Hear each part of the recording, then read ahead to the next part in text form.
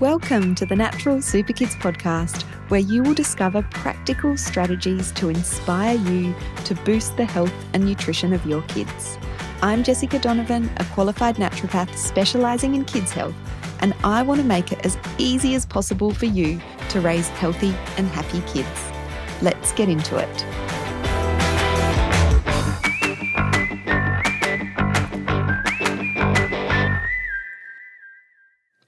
Hello. Welcome back to the podcast. So here in Australia, school is back. It's been back for a few weeks, and hopefully your kids, if they've just started school or they're starting a new year, have settled back into school really well, and hopefully you're enjoying the back to normal routine as well. I know I certainly am.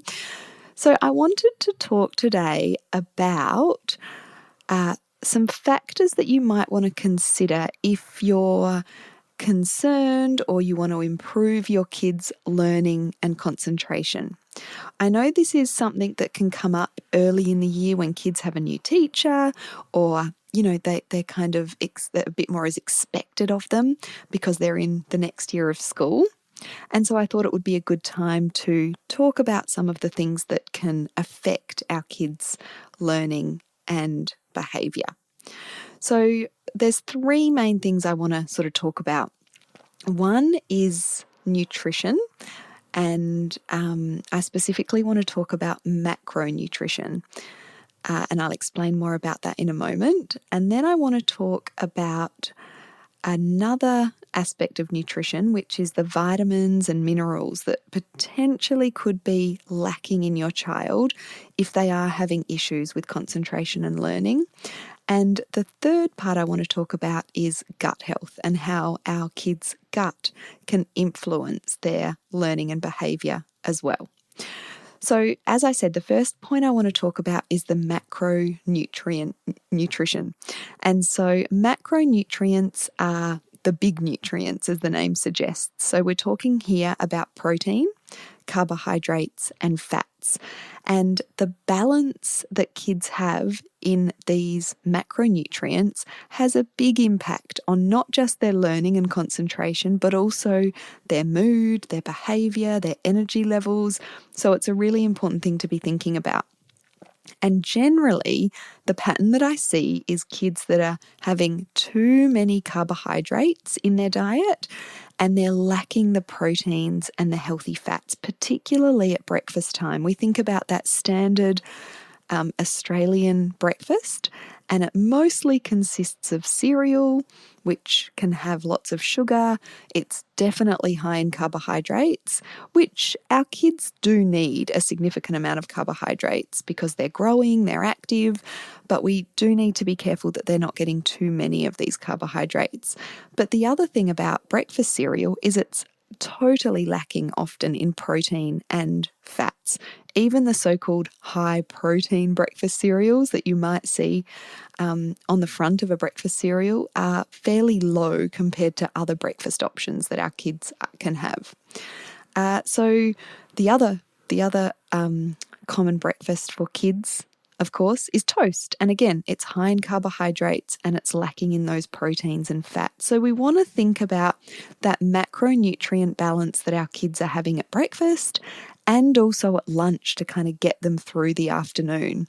You talk to a lot of teachers who say kids' concentration declines after lunch, and this can really be helped by making sure that their lunch is a good balance of macronutrients of protein, carbohydrates, and fats. So generally speaking, we want to try and get about a palm-sized portion of protein in at each of our kids' meals. This will keep them fuller for longer, and it will help to balance and stabilize their blood sugar levels, so there's less ups and downs in their concentration and their energy. So that could look like some nuts and seeds or some eggs at breakfast time. And if your kids are cereal eaters and there's no way that you're going to be able to move them away from that just yet, then you might just want to add some protein to what they're already having. That could definitely be a first step. So you could introduce some nuts and seeds on top of their cereal, or some nuts and seeds next to their cereal, as an example. So nuts and seeds and eggs are really great protein and healthy fat sources for breakfast.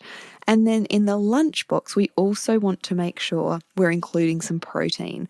So that could be some meat from left over from the night before, some chicken or some meatballs or some fish patties that we might have cooked up for dinner the night before. We can include those in their lunchbox. Some eggs is a really good option in the lunchbox as well, whether that's in a sandwich or a wrap or a quiche or a frittata, something like that. So we want to be making sure that protein is contained within their breakfast and lunch. Really important to keep their concentration levels stable throughout the day. So the next thing I want to talk about is those micronutrients, the vitamins and minerals, and the ones that you particularly want to be thinking about when it comes to concentration and learning in our kids.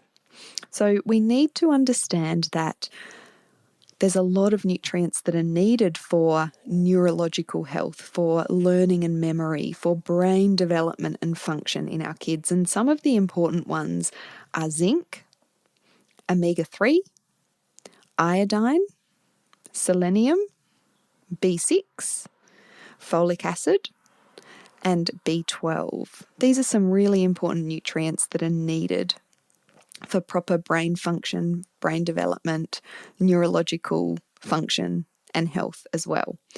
And I do commonly see kids that are deficient in one or more of these nutrients in terms of their diet just doesn't have the amount of these nutrients that they need. Omega-3 is probably the first one to think about. A lot of kids are just lacking omega-3 in their diet. We need to eat fish 3 to 4 times a week, oily fish 3 to 4 times a week to meet our omega-3 needs. Most kids are not doing that. So one thing you can definitely do is increase fish and seafood in the diet. And that can certainly be a combination of fresh fish and seafood, but also you can consider 1 or 2 serves of tinned fish a week as well to really make it more achievable to try and get these omega-3s in. Tuna's not a great source of omega-3. Sardines, mackerel, and even tinned salmon are much better than tuna. So that's a little practical note. And so, if your kids are fans of tuna, a first step can be to replace tinned tuna with tinned salmon, because it is going to be a better option for those omega-3s. And if you can, tinned sardines or tinned mackerel are even better. They're really great options when it comes to omega-3s. They're also very high in iodine, and iodine is a really crucial nutrient when it comes to our kids' brain function. Lots of kids are lacking in iodine, and the food here in Australia, where we get the majority of our iodine from, comes from the sea. So it's fish, it's seafood, it's sea vegetables, such as seaweeds like nori or wakame. And so we want to be thinking about how to get more of these foods into our kids' diets. As I said, we also want to be thinking about B vitamins, about zinc, about selenium as well. And so a good way to get more of these nutrients into our kids' diet is to think about a good quality multivitamin for our kids. And I will link in the show notes a blog that I have written and a Facebook Live that I've done on choosing a good multivitamin for your kids, because this is a good foundation to make sure that your kids are getting enough B vitamins, enough zinc, enough selenium, enough iodine in their diet. So that could be a good place to start. Now, lastly, I want to talk about gut health, and this is a really important aspect and an often overlooked aspect when it comes down to our kids' learning and concentration. But when we're talking about these micronutrients and potential deficiencies in these micronutrients that might be negatively affecting our kids' learning and concentration and behaviour, then we need to be thinking about gut health, because the absorption of these nutrients is dependent on healthy gut function. This is only one reason that we want to be thinking about gut health when it comes to learning and concentration. We need good gut function to be absorbing these really important nutrients from the food that our kids are eating. So that is one reason we want to be thinking about gut health when it comes to learning and concentration, but there is definitely more to it. So scientists are now talking about the gut as the second brain, and there's really good reason for that, because the gut and the brain communicate and work together. You may have heard about this concept. I've certainly talked about it a lot before, in the gut-brain connection. So the gut and the brain are connected by a nerve called the vagus nerve, and we know that the gut and brain communicate with each other, and they work together for the well-being of our kids and for the well-being of us as well. That is, if we've got a good, healthy microbiome, it will definitely benefit our kids' learning and their concentration. So the gut actually produces a lot of our neurotransmitters. So neurotransmitters are chemicals in the brain, and they affect all kinds of things: our mood, our sleep, and also our memory, our concentration, and certainly kids' behaviour as well. So these neurotransmitters are often thought about in terms of the brain, but what a lot of people don't understand is the majority of them are actually produced within the gut. And so some examples of neurotransmitters are things like serotonin and dopamine and norepinephrine and glutamate and GABA. And these definitely have an effect, as I said, on our kids' memory, on their learning, on their concentration. And although there is still more research that needs to be done in this area, we know that the microbiome, the health of the microbiome can affect the production of these neurotransmitters. So in any kind of mood, behavior, sleep issue, we definitely want to be looking at the gut. And the same is true when it comes to learning and concentration, as we're talking about today in our kids. So I think a really good example of this, and this is a lady you may have heard of, Dr. Natasha McBride, who is the founder of GAPS, and I'm sure you've heard about GAPS or read about it. GAPS stands for Gut and Psychology Syndrome, and Dr. Natasha McBride, as I said, is the creator of this protocol, and it's a protocol to help heal the gut. And this protocol came about because Dr. Natasha's child had severe learning disabilities. And so she was a doctor, and she came up with this protocol that was all about gut healing and promoting a healthy microbiome. And her child recovered from this severe learning disability and went on to thrive. And so it's a very popular protocol now. And I think this illustrates how important the gut is when it comes to learning disabilities and behavioural challenges and mood imbalances in kids.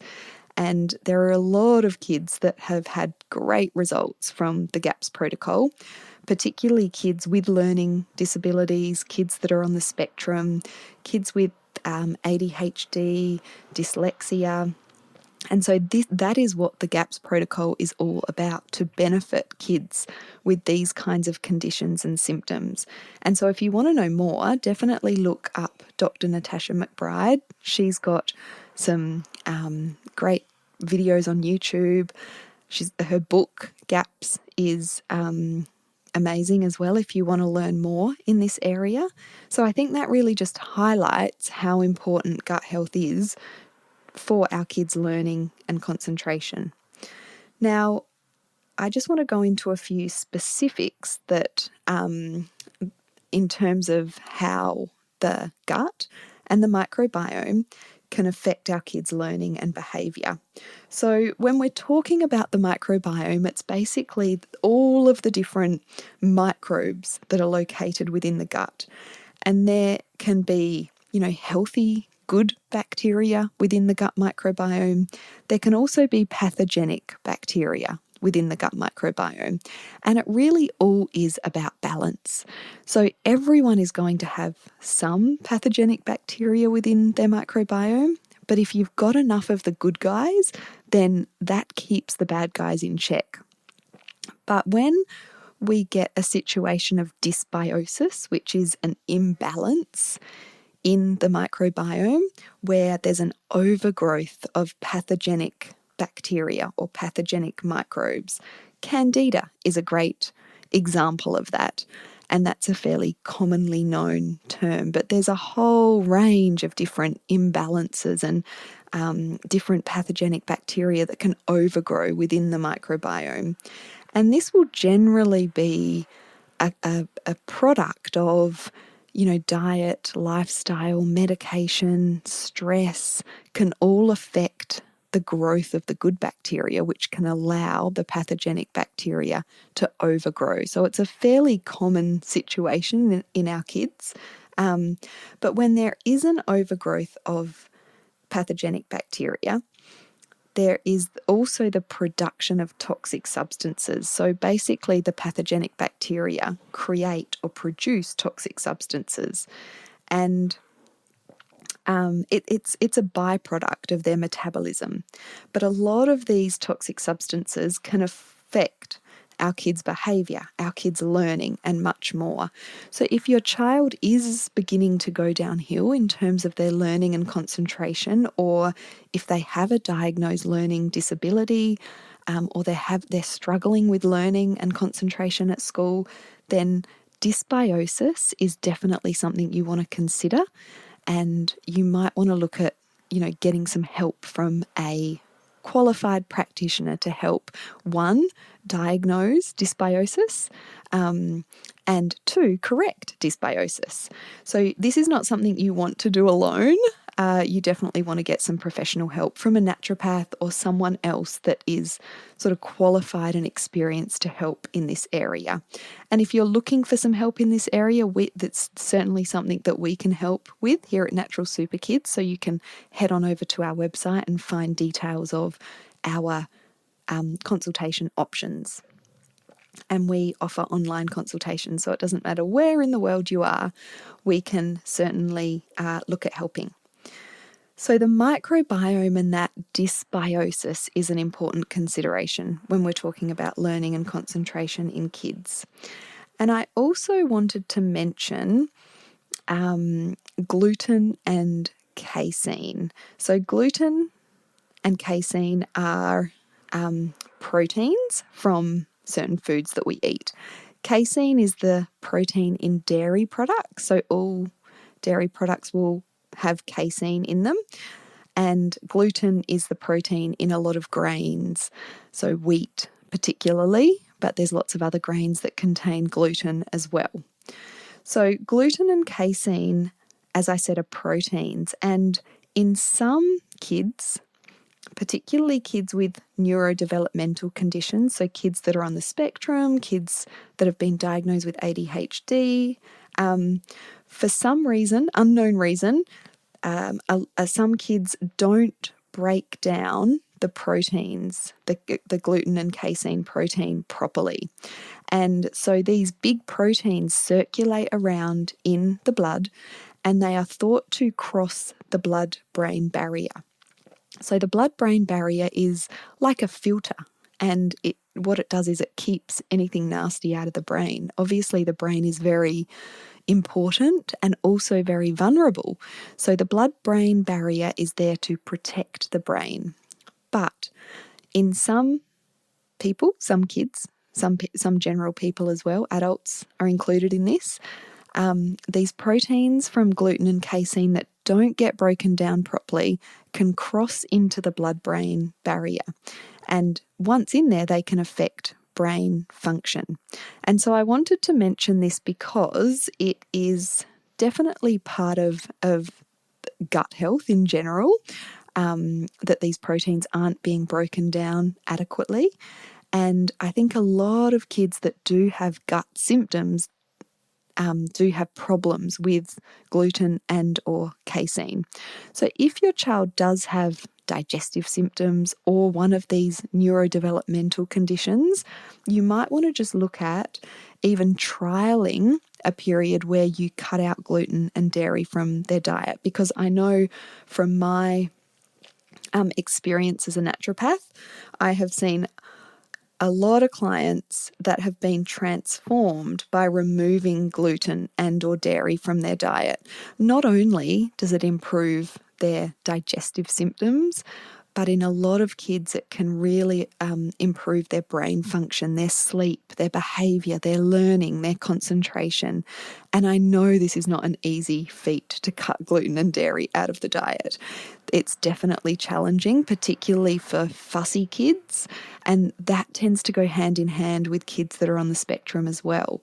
So it is a challenge, I understand, but it is definitely something worth looking into in terms of improving the concentration and learning in our kids. So just to recap what we've talked about, those three main areas you want to be looking at when it comes to improving learning and concentration in your kids. And I'm just going to give you an action step for each of those to finish off. So number one was that macronutrient balance, getting the balance of proteins, of carbohydrates, and of fats correct. So generally we want to be including more proteins and healthy fats, which often go hand in hand together in food sources, in our kids' breakfast and in our kids' lunchbox. So to get started, I would choose either breakfast or lunch and focus on increasing the protein and healthy fats. So adding some eggs or some nuts and seeds to their breakfast. And then, adding some protein to their lunchbox, some leftover protein, meat protein from the night before, or something egg-based are good options. Number two was those micronutrients or vitamins and minerals and potential deficiencies or even insufficiencies in these in kids with learning issues or concentration problems. And so we want to be thinking about zinc and omega-3 and iodine and the B vitamins, B6, folic acid, B12 and selenium. But first of all, I would really focus on increasing the amount of omega-3 your child is consuming, whether that be through fish and seafood, and we want to be aiming for 3 to 4 serves a week. And if that just is totally not doable for you, then you might want to look at an omega-3 supplement, a good quality omega-3 supplement. And number 3 was thinking about gut health.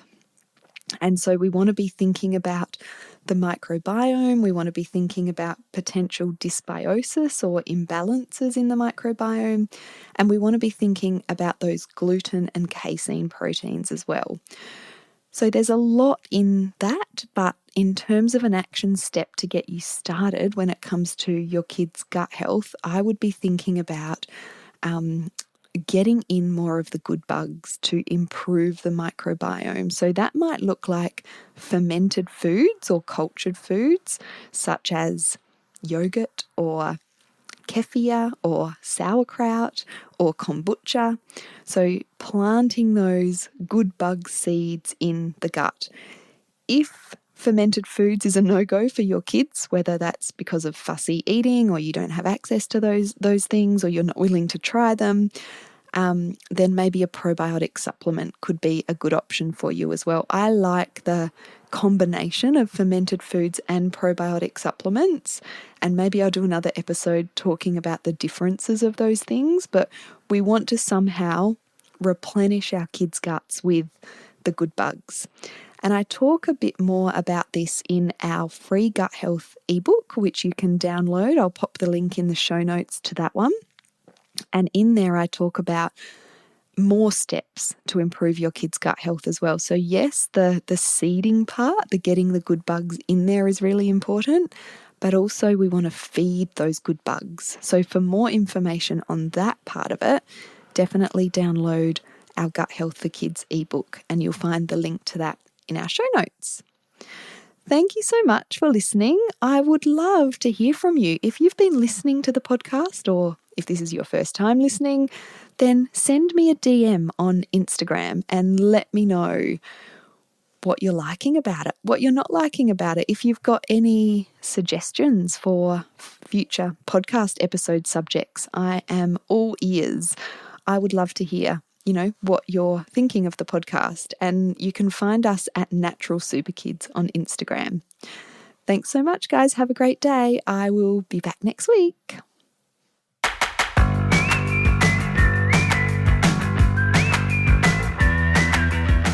Thank you so much for joining me on the podcast today. Head on over to our website, naturalsuperkids.com, for the show notes for this episode, as well as a whole heap of inspiration to help you raise healthy and happy kids. I'll see you next week.